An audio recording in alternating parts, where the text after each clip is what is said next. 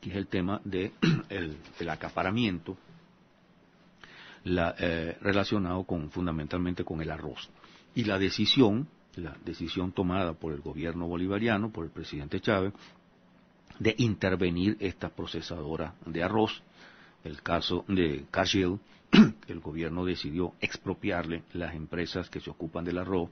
Estos bandidos, ni siquiera para cubrir un poco las apariencias, estaban produciendo un poquito de arroz regulado, sino que habían eliminado por completo el arroz regulado que tienen que producir por obligación, y se redujeron entonces a producir el arroz perfumado ese con olor a cubito de pollo, y no había absolutamente un grano de arroz procesado de acuerdo a la obligación que tiene. Eso llevó al gobierno a expropiar a Cargill. Y el otro caso, el caso del grupo Mendoza, del otro grupo de bandidos, de la Polar, que entonces producían un 90% de arroz perfumado y un 10% del arroz regulado, el arroz que tendrían que haber producido en forma aplastantemente mayoritaria, porque es el arroz normal y el arroz que consume el pueblo venezolano, y digo el pueblo venezolano a todos los venezolanos que han consumido toda la vida ese tipo de arroz, jamás han comido ese arroz perfumado con olor a pollo para pagar el doble o el triple del precio normal. Bien, decisión absolutamente justa, absolutamente necesaria del gobierno venezolano para hacer respetar las leyes y para enfrentar a estos bandidos y estos acaparadores. Yo quiero justamente hacer unos comentarios sobre esto, más allá del hecho mismo. Porque estos empresarios, estos señores que se hacen pasar por empresarios, por respetables empresarios, no son otra cosa que una manada de gángster, de bandidos, de ladrones, de atracadores del pueblo. Es más, en un país capitalista, no hablemos de socialismo ni nada parecido, en un país capitalista medianamente serio, donde se respetaran las leyes, estos señores no es que estarían amenazados de expropiación, es que estarían en la cárcel por ampones, por delincuentes, por violar las leyes, y aparte de eso, por violar las leyes que afectan al derecho de la población a alimentarse, al derecho de la población a cubrir sus necesidades. Estos son los productos que se llaman de primera necesidad, y no puede ser que estos bandidos, que estos ampones que se hacen pasar por empresarios hagan lo que le dé la gana, violando las leyes, tratando de matar de hambre a la gente, tratando de robar a la gente con unos productos artificiales engañosos, como los productos que venden por encima del precio al que tenían que vender el producto normal, y que no les pase absolutamente nada, y que además sean ellos los que andan incluso amenazando y criticando al gobierno por tomar una decisión justa, necesaria e imprescindible como esta. Repito, en un país capitalista, medianamente serio, donde se respetaran las leyes, donde no hubiera tanta impunidad, donde estos delincuentes que se hacen pasar por empresarios no tuvieran tanto poder y fueran capaces de violar las leyes impunemente, estos señores estarían presos, estarían en la cárcel, que es el sitio donde deberían estar por delincuentes. Yo quiero hacer unos comentarios entonces sobre esto. En primer lugar, el tema de los productos de primera necesidad, que quisiera hacer una corta reflexión al respecto. La regulación de los productos de primera necesidad ocurre por todas partes, fundamentalmente en países como los nuestros, que son países que tienen una escasa producción. Eso sería un análisis, un tema más largo para analizar, y no lo voy a hacer ahora, porque con todas las posibilidades en este país los empresarios han preferido ser siempre importadores, haciendo negocios y corrupción, importando productos, y a veces incluso cuando producen en cantidad suficiente exportándolos, sacándolos para el exterior, en lugar de atender el mercado interno buscando siempre sus máximas ganancias. En estos países generalmente hay protección o regulación del precio de los productos que se consideran de primera necesidad. ¿O es que eso lo inventó el gobierno de Chávez? Los neoliberales, justamente, los neoliberales de la Cuarta República, y cada vez que trataron de aplicar medidas que afectaban a los sectores populares y fundamentalmente paquetes económicos como los que imponía el Fondo Monetario Internacional, regulaban los productos llamados de primera necesidad, el arroz, la pasta, las caraotas, en fin, el azúcar, los productos considerados de primera necesidad. estos tenían unos precios establecidos fuera del mercado, del supuesto mercado, realmente el monopolio espantoso que tienen estos grupos económicos. Eso no es nuevo, ha habido siempre entonces, desde hace mucho tiempo, productos regulados. Y por cierto, yo quisiera hacer un comentario sobre eso de los productos de primera necesidad. Antes me gustaría decir una cosa, que esa regulación de productos, en el caso de los neoliberales, esa regulación de los productos llamados de primera necesidad, tenía que ver con el temor de los neoliberales a que hubiera una explosión social. Porque si liberaban los precios de todo, si permitían el saqueo del país y ponían a la gente a comer perrarina con culé, como comía la gente más pobre en Venezuela hasta hace 10 o 15 años, temían una explosión social, de que la gente se rebelara como en otras épocas por hambre y asaltara los negocios, como ocurrió el 27 de febrero. El gobierno bolivariano lo hace por una razón muy diferente, lo hace simplemente porque este es un gobierno al servicio de los intereses de las mayorías, al servicio de los intereses del pueblo, que expresa los intereses del pueblo y que protege los intereses del pueblo. De tal manera que hay una diferencia de objetivo, pero el hecho es que hay productos regulados que son los productos llamados de primera necesidad. Ahora bien, el comentario que quería hacer es sobre esto, sobre el concepto de productos de primera necesidad, porque a mí me parece que ese es un concepto claramente clasista, es un concepto de otra época y es un concepto que en algún momento, no digo que ahora, tendría que ser superado. ¿Qué significan productos de primera necesidad? Bueno, los productos que se consideran más elementales, más simples, más baratos, para que los coma el pueblo, para que los coman los sectores populares. Pero los sectores populares son seres humanos, como todos los otros seres, son seres humanos como la clase media, como los ricos, como los otros, y tienen unos derechos que son los derechos de todos los seres humanos. No puede ser entonces que los sectores populares solamente necesiten arroz, pasta y azúcar y caraota, y que no tengan necesidad de otras cosas, de otros productos que por considerarse entonces más finos o más sofisticados, no estarían entonces al alcance de los sectores populares, y pueden liberarse para que se vendan al precio que le dé la gana a estos ampones que reciben dólares preferenciales, que compran productos en el extranjero, importan productos del extranjero y los venden aquí a precio de oro, haciendo el negocio del siglo con cada uno de estos productos. Aquí el problema es otro. El problema tiene que ir entonces primero a revisar el concepto de productos de primera necesidad, que repito, reducen al pueblo a una especie de animal primitivo que solo tiene que alimentarse y que lo único que necesita es un par de zapatos, una ropa elemental y un poco de comida que sea un poco mejor que la perrarina y el culé que los neoliberales le ofrecían antes como única alternativa, y todo lo demás es lujo. No, señor, todo lo demás no es lujo. Los sectores populares son parte de una humanidad cuyos derechos hay que defender, y esa humanidad tiene derecho a ser no meramente comedores de arroz y de espagueti barato, sino que tienen otras necesidades. Y no me refiero a las necesidades generalmente artificiales que crea la televisión, que crea el consumismo, no me refiero a eso. Me refiero a necesidades que son en este mundo actual, en este mundo moderno, que están asociadas con el hecho de que uno tiene que vivir como un ser humano. En fin, pero ese es un tema que habría que discutirlo en otra oportunidad. Lo que sí quiero señalar es, en primer lugar, que a estos empresarios delincuentes, a estos bandidos, este gobierno bolivariano les ha dado todas las facilidades del mundo para que produzcan, para estimular la producción, atendiendo una producción que atienda al mercado interno.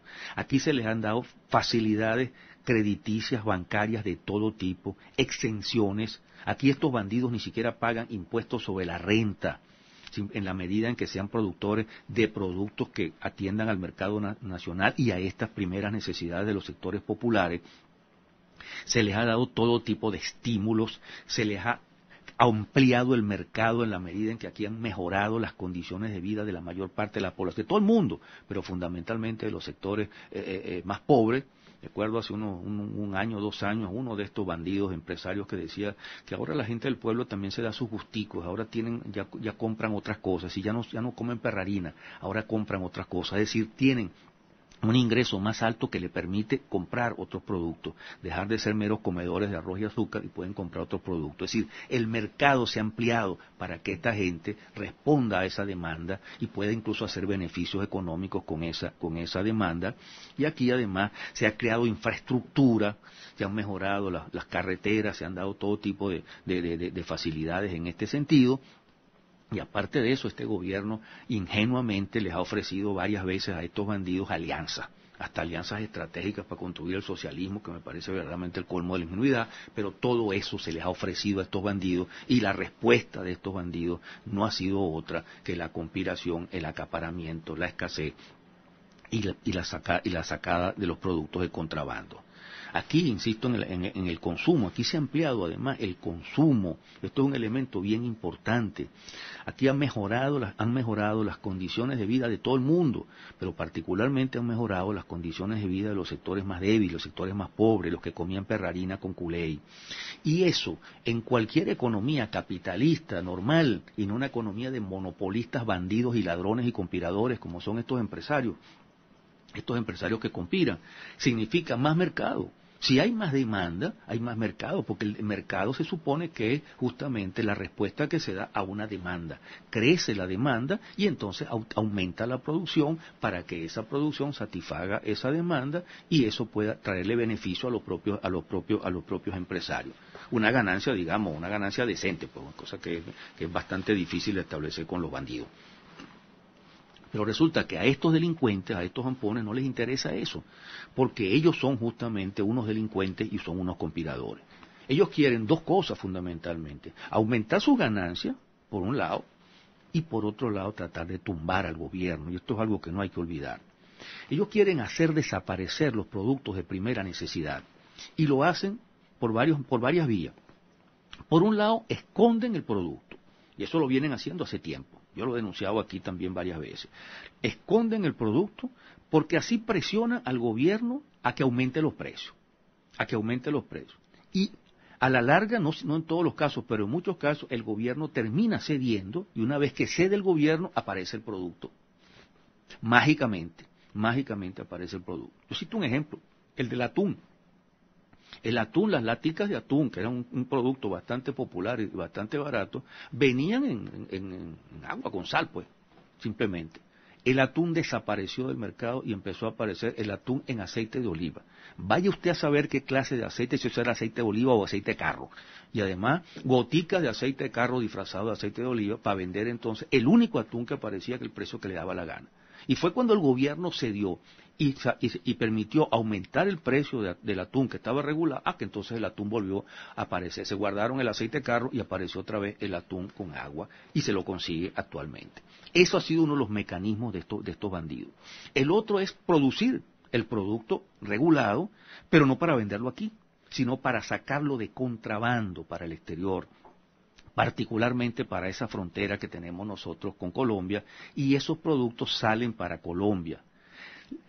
Hay que decirlo con complicidad, porque de otra manera no se explica que esas gandolas y esos containers salgan para Colombia, salen con complicidad de funcionarios civiles y de funcionarios militares que se hacen la vista gorda o que son sobornados para permitir ese contrabando. Y allá se consiguen entonces los productos regulados de Venezuela, en Cúcuta, en Pamplona, en la zona cercana a la frontera, y se los consigue, por supuesto, allá lo venden a mejor precio, allá no están regulados y allá pueden ellos venderlos entonces al precio que le da la gana, aprovechando las exenciones que le da el gobierno venezolano y los dólares preferenciales que obtienen aquí y todos los recursos y las facilidades que le da el gobierno venezolano para que produzcan la alimentación de la población venezolana, y estos bandidos, ahorrándose todos esos recursos, sacan de contrabando entonces el producto para venderlo en Colombia al precio que le da la gana.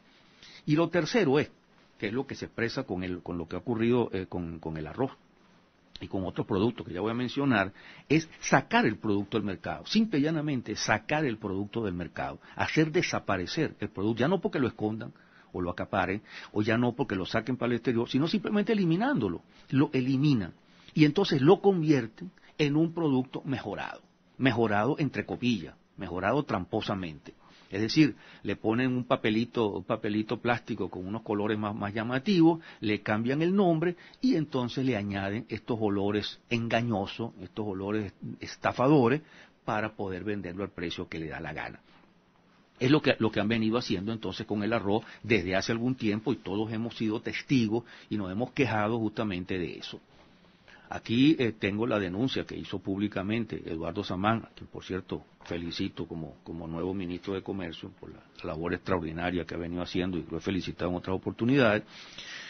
Eduardo Samán mostraba que con 10 kilos de sabor artificial, estos bandidos odorizaban 14 toneladas del arroz saborizado, de ese arroz que venden entonces al precio que le da la gana, y que en lugar de venderlo al precio regulado, se convierte entonces en un arroz exquisito, un arroz especial, el único que se consigue además en los mercados, en los supermercados, y se vende entonces al precio que le da la gana.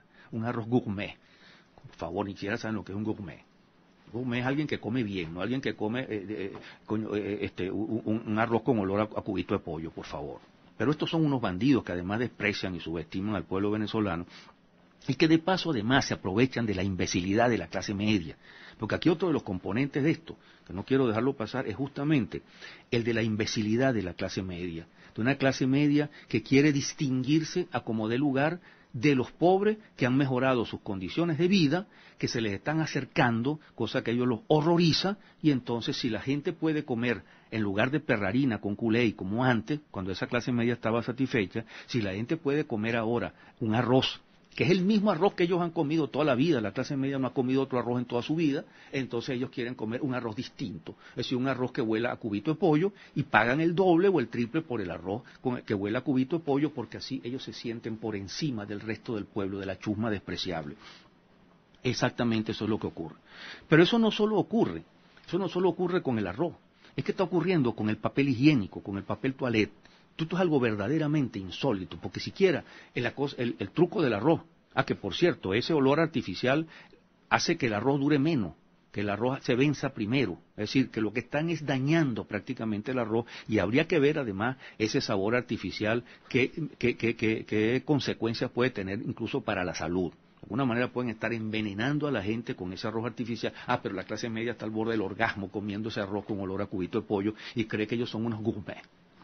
Pobre diablo. Bien, pero entonces lo que está ocurriendo con el papel toalete, entonces aquí desapareció el papel toalete, el papel higiénico normal y corriente, un papel perfectamente bueno para el uso que se le da, que no es precisamente el uso de los gourmet, sino precisamente es para limpiarse el trasero, para decirlo vulgarmente, y entonces ese papel toalete desapareció por completo de aquí.